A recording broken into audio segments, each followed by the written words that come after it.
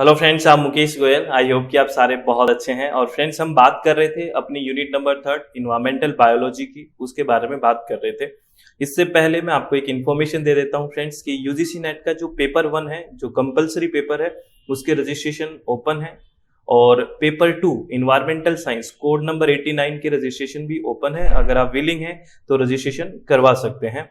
और एक बात और आपको एक इन्फॉर्मेशन दे देता हूं फ्रेंड्स कि पेपर 2 के लिए इन्वायरमेंटल साइंस विद SWMG अपना यूट्यूब पे चैनल है, तो वहां भी कुछ कुछ वीडियोज आप देख सकते हैं।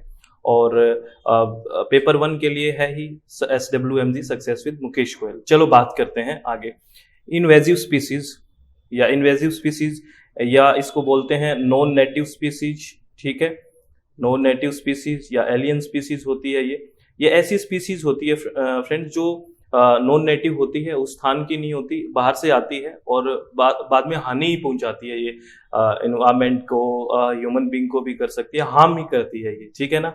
और जो उसके नेटिव स्पीसीज होती है उसको भी हार्म करती है। तो डायरेक्ट आपको इन्वेजिव स्पीसीज का मतलब पूछ लिया जाता है, बिल्कुल बेसिक सा क्वेश्चन पूछ लेते हैं, ठीक है। और इसको नॉन नेटिव भी बोलते हैं, ठीक है, और ये हार्मफुल होता है, ठीक है। तो इसका बेसिक सी बात ये है और कुछ बातें इसकी कर लेते हैं। और ये कोई भी any kind of living organism हो सकता है। जो इन्वेजिव स्पीसीज में क्या क्या एम्फीबियंस हो सकता है, लाइक केंटोड, ये प्लांट हो सकता है, इंसेक्ट हो सकता है, फिश हो सकती है, फंगस हो सकता है, बैक्टीरिया हो सकता है, और इवन ऑर्गेनिज्म का सीड यानी कि बीज और एग भी हो सकते हैं, ठीक है। तो इस तरह से आपको ब्रॉडली सोचना है कि इन्वेजिव स्पीसीज कोई भी आ सकता है। इवन सीड और एग को भी मान लिया जाता है कि इन्वेजिव स्पीसीज अगर बाहर से आई है और वो हार्मफुल है तो, ठीक है, ठीक है। That is not native to an ecosystem and cause harm. और ये किसी भी इकोसिस्टम के लिए नेटिव नहीं होती है, उस स्थान की नहीं होती है, ठीक है। और ये क्या कॉज करती है, हार्म कॉज करती है। ये बहुत ही हार्मफुल या हानि कारक होती है, हार्म करती है ये, ठीक है। या फिर आगे अगर एक स्टेटमेंट में बात करें, they can harm the environment, the economy and even human health, ठीक है। जब आपको पता है अगर इन्वायरमेंट डिस्टर्ब हो गया तो इकोनॉमी तो डिस्टर्ब हो ही जाएगी, ठीक है। और इकोनॉमी डिस्टर्ब हो गई, इन्वायरमेंट डिस्टर्ब हो गया तो हम कहाँ बचे, ठीक है, हम इसी में तो रहते हैं, तो हेल्थ भी इम्पेक्ट हो जाएगी, ठीक है। और अगर बात करें कुछ और टेक्निकल वर्ड्स की बात कर लें, एक यहाँ पे है फिनोटाइपिक प्लास्टिसिटी। तो इन्वेजिव स्पीसीज है अल्टर द इन्वायरमेंट, ये इन्वायरमेंट को अल्टर करती है, चेंज करती है। Are difficult and expensive to control after they colonise in landscape, क्योंकि अगर ये कंट्रोल करना बहुत डिफिकल्ट हो जाता है, अगर ये कॉलोनीज बना लेती है और इन बहुत फैल जाती है ये, ठीक है, इनको कंट्रोल करना बड़ा मुश्किल होता है। और ये फिनोटाइपिक प्लास्टिसिटी रखती हैं। फिनोटाइपिक प्लास्टिसिटी का क्या मतलब होता है, यानी कि ऐसा चेंज कर लेती है वो कि वो उस इन्वायरमेंट में, स्ट्रेस इन्वायरमेंट में अडेप्ट हो जाती है, ठीक है ना। जो वो दूसरी जगह से आई है तो वो स्ट्रेस इन्वायरमेंट है, उसमें क्या हो जाती है, अडेप्ट हो जाती है। That is called phenotypic plasticity. इसको ध्यान रखना है, इस शब्द का मतलब भी पूछा जा सकता है कि what is the mean of phenotypic plasticity. तो you can say the ability to adapt to environment stress, ठीक है, ये आपको ध्यान रखना है, ठीक है ना फ्रेंड्स। आगे बात करते हैं। और जो इन्वेजिव प्लांट है, कोई इन्वेजिव प्लांट स्पीसीज आई, वो क्या करेगी, ट्रांसफॉर्म द सोइल स्ट्रक्चर, वहां का जो सोइल स्ट्रक्चर है उसका रूपांतरण कर देगी, ट्रांसफॉर्म कर देगी। और ये क्या करता है, and micro environment to their advantage by producing allelochemicals, ये बहुत खतरनाक केमिकल्स होते हैं, allelochemicals which cause the destruction of native species and local biodiversity. ये जो प्लांट स्पीसीज आई है, एलोकेमिकल्स, ये सब्सटेंस है, ये छोड़ देती हैं, ये केमिकल छोड़ देते हैं, उसकी वजह से जो नेटिव स्पीसीज है, जो लोकल बायोडाइवर्सिटी है, उसको डिस्ट्रक्ट कर देती है, उसका डिस्ट्रक्शन कर देती है, उनका विनाश कर देती है, ठीक है। बात समझ गए। तो एलोकेमिकल्स के बारे में आप समझ गए कि ऐसे सब्सटेंस होते हैं जो नॉन नेटिव प्लांट्स हैं वो क्या करते हैं, उसका छोड़ते हैं, स्थावन करते हैं, ठीक है। और एलेलोपैथी भी एक शब्द आपने सुना होगा। एलेलोपैथी क्या होता है, effect of one plant on another plant through the release of chemical compound into the environment. एक प्लांट है, वो दूसरे प्लांट पे जो केमिकल सब्सटेंस छोड़ता है एक प्लांट, उसका जो इफेक्ट पड़ता है अनदर प्लांट पे, ठीक है ना, through the releasing of chemical compound, that is called allelopathy. बात समझ गए, यानी कि effect of one plant on another plant through the release of chemical compound. मान लो ये कोई प्लांट है, ठीक है, और ये कोई प्लांट है, और ये मान लेते हैं नॉन नेटिव प्लांट है, ठीक है, नॉन नेटिव प्लांट है या फिर इन्वेजिव स्पीसीज है, और ये नेटिव है, वहाँ का नेटिव है, ठीक है, स्थानिक है वहाँ का। तो ये ऐसे केमिकल्स का स्रावन कर देती है, या ऐसे केमिकल्स छोड़ती है जिससे इसका डिस्ट्रक्शन हो जाता है या इसमें इसको हार्म पहुंचाता है। तो इस तरह के जो एक प्लांट से दूसरे प्लांट पे जो केमिकल कंपाउंड रिलीज करने से जो इफेक्ट पड़ता है, दैट इज कॉल्ड एलिलोपैथी। ठीक है, बात समझ गए? चलो वेरी गुड, आप बहुत समझदार हैं। अपने चित्त को रिलैक्स रखें और अपने आप को शांत रखें, सब बहुत बढ़िया है, ठीक है ना, कुछ भी मुश्किल नहीं है। अगर आप रिलैक्स रह के काम करोगे तो बहुत कुछ सही है। आगे बात करते हैं बायोडाइवर्सिटी एंड कंजर्वेशन की, बात करते हैं बायोडाइवर्सिटी और कंजर्वेशन की। इस टॉपिक में कुछ बेसिक बातें करेंगे फ्रेंड, जो बहुत बेसिक बातें हैं उसके बारे में डिस्कशन करेंगे। तो सबसे पहले हम बात करते हैं बायोडाइवर्सिटी। तो बायोडाइवर्सिटी दो शब्दों से मिलके बनी है, दो वर्ड से मिलके बनी है, बायो प्लस डाइवर्सिटी। बायो का मतलब होता है लिविंग, ठीक है, और डाइवर्सिटी का मतलब क्या होता है? वेरिएशन। तो जो वेरिएशन होता है, यानी कि the variation among the living being is called biodiversity. यानी कि लिविंग बीइंग के अंदर जो जितना ज्यादा किसी भी स्थान पे लिविंग बीइंग में जितना ज्यादा वेरिएशन होगा, उस स्थान पे उतनी ही ज्यादा बायोडाइवर्सिटी होगी। मान लेते हैं ये स्पीसीज है, ये स्पीसीज है, ये स्पीसीज है, ये स्पीसीज है, ये स्पीसीज है एक किसी स्थान पे, और किसी स्थान पे ये स्पीसीज ही है पूरे इतने स्थान पे। तो डाइवर्सिटी ज्यादा किसकी है? इस वाले की है, इस साइट की ज्यादा डाइवर्सिटी हो गई, क्योंकि वेरिएशन है लिविंग बीइंग का यहाँ पे। ठीक है, बात समझ गए? अरे 5 तरह का हो गया एक तरह से, तो यहाँ पे वेरिएशन ज्यादा है, बात समझ गए?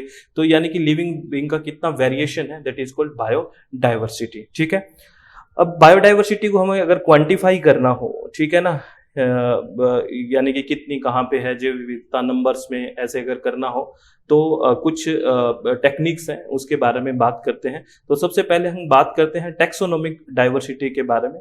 टैक्सोनोमिक डाइवर्सिटी के बारे में बात करते हैं, इसमें कई सारी चीजें हमें पढ़नी है, ठीक है ना, यानी कि क्वांटिफाई कर रहे हैं कि कहाँ पे कितना नंबर हो सकता है, कहाँ पे किसकी रिचनेस हो सकती है, कहाँ पे कितना इवननेस हो सकता है। तो ये इसको क्वांटिफाई कैसे करते हैं, कुछ कुछ बातें हैं।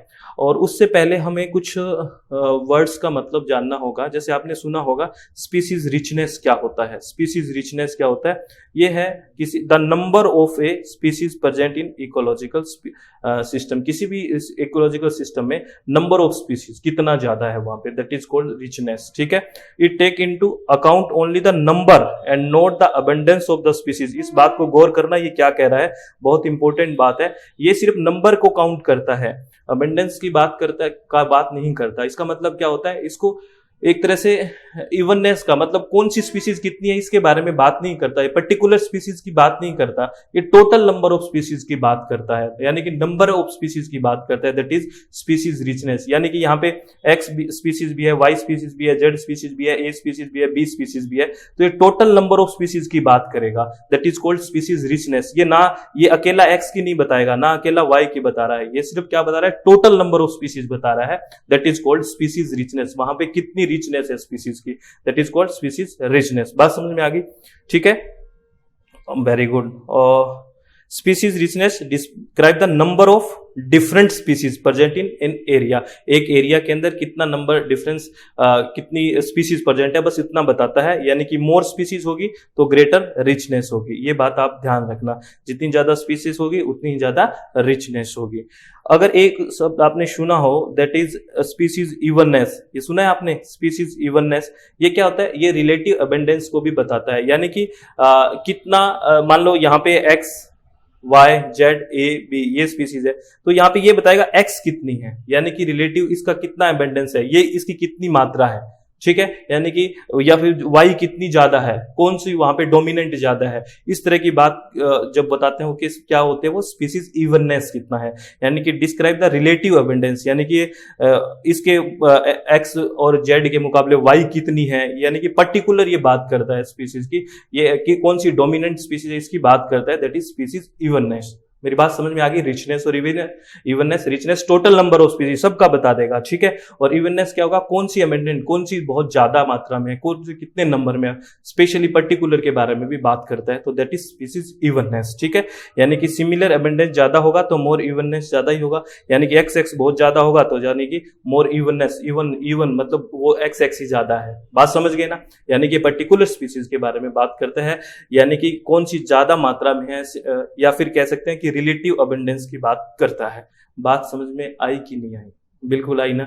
चलो वेरी गुड। अपने आपको रिलैक्स रखे बातों को सुनना है, ठीक है। जैसे अगर इस डायग्राम से आप समझ लेते हैं, ठीक है, ये कम्युनिटी 1 है और ये कम्युनिटी 2 है, ठीक है ना। अब इसमें क्या होता है, कम्युनिटी 1 और कम्युनिटी 2 में स्पीसीज रिचनेस सेम है। आप गिन लो, चाहे 1 2 3 4 5 6 7 8 9 10 11 12 13 14 15 16 17, यानी कि इतने ही इसमें हैं और इतने ही इसमें हैं, यानी कि रिचनेस तो बराबर है। नंबर ऑफ तो बराबर है। रिचनेस क्या होता है, सिर्फ नंबर ऑफ स्पीसीज होता है, तो नंबर तो बराबर है, ठीक है, दोनों में। लेकिन डिफरेंट है इवननेस। क्या है? इवननेस डिफरेंस है, यानी कि कौन सी ज्यादा अबेंडेंट है, कौन सी ज्यादा डोमिनेंट है। देखो इसमें क्या है, 25% ये वाला है, 25% ये स्पीसीज है, 25 ये है, 25 ये है, तो ये मोर इवन है, ठीक है ना। 25% है। यहाँ पे देखो 6% ये है, 12% ये है, 70% ये है और 12% है, तो इसमें ये वाली ज्यादा है। तो एक पर्टिकुलर की बात कर रहा है कि नहीं कर रहा। दिस इज क्या है, इवननेस। ये क्या है, इवननेस है। और रिचनेस क्या है, टोटल नंबर। अब तो बात समझ में आ ही गई होगी ना, ठीक है। इसमें देखो सबकी 25% है। बात समझ गए? अरे समझ गए ना, चलो ठीक है। आगे कुछ और बात करते हैं क्वांटिफाई करने के। आपने सुना होगा, प्रैक्टिकल में काफी करते होंगे आप, सिम्पसन इंडेक्स के बारे में सुना होगा। मैं बेसिक बातें करूंगा जहां से यूजीसी नेट क्वेश्चन पूछता है, ठीक है। तो सिम्पसन इंडेक्स इंट्रोड्यूस इन 1949। पहली बात तो ये याद रखनी है, कब आया ये, 1949 में इंट्रोड्यूस हुआ और बाय सिम्पसन, ठीक है। और ये क्या मेजर करता है, degree of concentration when individual are classified into types, यानी कि ये डिग्री ऑफ इंडिविजुअल की बात करता है। यानी कि एक तरह से ये किसकी बात करता है, जो इवननेस है ना, हम ना एक तो रिचनेस की बात करी थी अभी पीछे, इवननेस की बात करी है, तो ये मोरली किसकी बात करता है, कंसंट्रेशन ऑफ इंडिविजुअल्स। एक तरह से इवननेस के लिए ज्यादा सेंसिटिव है ये। बात समझ में आ गई ना। देखो ये देखो अभी बात करी थी ना इवननेस की, ये वाली, ठीक है, तो इसकी ज्यादा बात करता है, इसके लिए ज्यादा सेंसिटिव है। बात समझ गए? चलो कौन, सिम्पसन, ठीक है। और एक आपने पढ़ी होगी शैनन विनर इंडेक्स है, ठीक है ना। शैनन विनर इंडेक्स है, तो इसमें क्या है, इस it was originally proposed by Claude Shannon in quantify the entropy. ये ध्यान रखना, क्वांटिफाई ऑफ द एंट्रोपी या रैंडमनेस को क्वांटिफाई करता है एक तरह से। ये क्या करता है, रैंडमनेस, यानी कि कौन सी कितनी, सारों को रैंडमनेस को क्वांटिफाई करता है ये, ठीक है। यानी कि randomness present at site and consider both species richness and equitability distribution in a sample, यानी कि रिचनेस की भी बात करता है और कितना डिस्ट्रीब्यूशन है इसकी भी बात करता है, ठीक है ना। तो ये कौन सा है, शैनन विनर इंडेक्स है। बात समझ में आई कि नहीं आई, मेरे को ये बताओ। जो वो वाला था ऊपर सिम्पसन की बात करी थी, वो सिर्फ किसकी बात करता है, एक तरह से इवननेस की, यानी कि इंडिविजुअल कंसंट्रेशन की बात करता है। सिम्पसन की बात करें तो concentration when individual are classified, उसकी बात करता है। Degree of concentration of individual, ठीक है, इंडिविजुअल स्पीसीज की बात करता है, ज्यादा मोर सेंसिटिव फॉर इवननेस, ये बात कह सकते हैं। अगर इसमें बात करें तो ये क्या है, रिचनेस के प्लस रिचनेस के साथ साथ कितना डाइवर्सिफाई है और कितना इक्विटेबिलिटी से डिस्ट्रीब्यूशन है, कितनी समानता से वो डिस्ट्रीब्यूट हुआ है, इसकी भी बात करता है। तो याद रखना, both species richness and equitability distribution, ठीक है ना। एक तरह से ये एंट्रोपी या रैंडमनेस को भी बताता है, इस बात को ध्यान रखना, शैनन विनर इंडेक्स। यहां से क्वेश्चन बनता है, प्लीज इसको रिलैक्स होकर अपने आप को, चित्त को शांत करके अच्छे से सुनना इस बात को मैं कह क्या रहा हूं, ठीक है। समझ में आ ही गया होगा अब तो, ठीक है, बहुत बेसिक सी बात है वैसे तो, ठीक है। आगे नेक्स्ट बात करते हैं। अब क्या है, कई अदर मेजर हैं डाइवर्सिटी को मेजर करने के। अदर क्या है, जैसे स्पीसीज डाइवर्सिटी की बात करते हैं, ठीक है। स्पीसीज डाइवर्सिटी क्या होती है, it is represent the number of species एक कम्युनिटी कंसिस्ट ऑफ, यानी कि एक किसी भी कम्युनिटी में एक किसी भी कम्युनिटी में किसी भी समुदाय में किस तरह की स्पीसीज है, नंबर ऑफ स्पीसीज क्या है, दैट इज स्पीसीज डाइवर्सिटी। यानी कि जितनी ज्यादा नंबर ऑफ स्पीसीज होगी उस कम्युनिटी की, उस समुदाय की, उतनी ही ज्यादा क्या होगी, स्पीसीज डाइवर्सिटी होगी, ठीक है। तो बेसिक सी बात है, ठीक है। इकोसिस्टम डाइवर्सिटी का क्या मतलब है, इकोसिस्टम डाइवर्सिटी का मतलब क्या होता है, देखो आपको पता है वेरिएशन होता है इकोसिस्टम में, वेरिएशन तो होता ही है इकोसिस्टम में, कोई भी जियोग्राफिकल लोकेशन पे जाते हैं, ठीक है, with in A geographical location, तो वेरिएशन होता है इकोसिस्टम में। तो उस वेरिएशन में जो क्या aggregation and interaction of species, कैसा है with one another and deal with, किस तरह से वो डील करता है वेरिएशन के साथ, इकोसिस्टम में जो वेरिएशन है उसके साथ कैसे डील करता है और एक दूसरे की स्पीसीज के साथ कैसे इंटरेक्शन होता है, ये सारा का सारा किस में आता है, मतलब पूरे इकोसिस्टम में वहां की डाइवर्सिटी कैसी है, एक तरह से ये कह सकते हैं एक जियोग्राफिकल लोकेशन में। बात समझ गए ना। वो तो स्पीसीज यानी एक कम्युनिटी में कैसे कितनी तरह की स्पीसीज है, ठीक है, दैट इज स्पीसीज डाइवर्सिटी, यानी कि कौन कौन सी एक्स वाई जेड जैसे हम बात कर रहे थे, तो ये कितनी तरह की स्पीसीज है, ठीक है। और ये है इकोसिस्टम जो डाइवर्सिटी है, जो वेरिएशन है इकोसिस्टम में उसके साथ वेरिएशन के साथ कैसे इंटरेक्ट करता है और एक दूसरे में कैसे वो इंटरेक्शन होता है, ये सारा का सारा किस में पढ़ते हैं, इकोसिस्टम डाइवर्सिटी के बारे में पढ़ते हैं, यानी कि किसी variation in ecosystem with in A geographical location, ठीक है ना। अरे समझ गए ना आप बात को, ठीक है। और नेक्स्ट बात करें दैट इज जेनेटिक डाइवर्सिटी। और आपको पता है जेनेटिक क्या होता है, एक तरह से जेनेटिक डाइवर्सिटी। और आपको पता है जो जेनेटिक जो वेरिएशन होगा यानी कि स्पीसीज होगी, ठीक है, स्पीसीज अलग अलग स्पीसीज होगी, तो स्पीसीज के अंदर जो जेनेटिक वेरिएशन होता है, जीन के पॉइंट तक आ गए हम, जीन में जो वेरिएशन होता है that is genetic diversity which describes the tendency of genetic characteristic to vary. कहते हैं ना जेनेटिक कैरेक्टर अलग अलग होते हैं, आपने सुना होगा, बायोटेक्नोलॉजी में ज्यादातर इसको पढ़ा जाता है।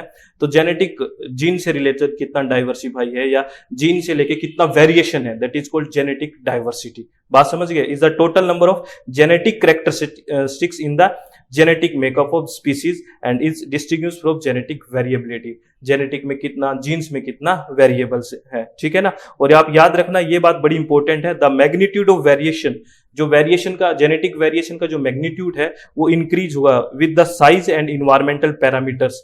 साइज के जितना साइज बढ़ेगा, वैसे साइज मतलब नंबर की बात हो रही है, जितना साइज बढ़ेगा और जितना इन्वायरमेंटल पैरामीटर, क्योंकि आपको पता है इन्वायरमेंट की वजह से भी वेरिएशन आते हैं, जेनेटिक वेरिएशन, तो विद द वेरिएशन बढ़ेगा along with the size and the environmental parameter, ये आपको ध्यान रखना है, ठीक है ना। तो आपको ये कैसे कैसे स्पीसीज डाइवर्सिटी क्या है, इकोसिस्टम डाइवर्सिटी क्या है, जेनेटिक डाइवर्सिटी क्या है, बात बताओ समझ में आई कि नहीं आई, ठीक है। अरे आई कि नहीं आई, आ गई ना, नहीं आई तो मुझे व्हाट्सएप करके पूछ लेना कि ये बात मुझे समझ नहीं आई, लेकिन आनी चाहिए, बहुत सिंपल सी तो बात है, कुछ ऐसा है ही नहीं इसमें कि आपको समझ में ना आए या फिर आप समझने की कोशिश नहीं कर रहे हो, ठीक है ना।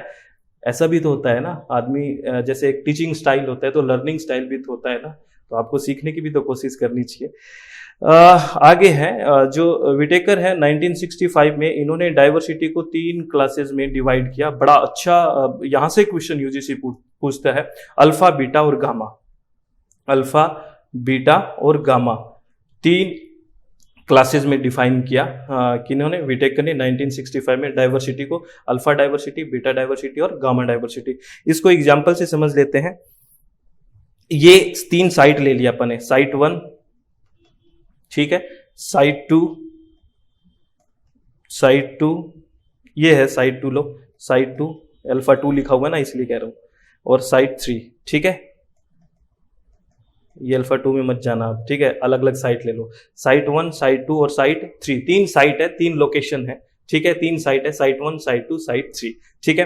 तो इस साइट पे अगर विद इन साइट आपको अगर डाइवर्सिटी देखनी हो तो वो होती है अल्फा, विद इन साइट, एक लोकेशन पे आपको देखनी हो, जैसे इसको समझो, इसी लोकेशन की इस साइट की आपको अल्फा देखनी है, ठीक है, यानी कि एक ही साइट की आपको देखनी हो तो होती है अल्फा डाइवर्सिटी, एक साइट की सिर्फ विद इन साइट, ठीक है।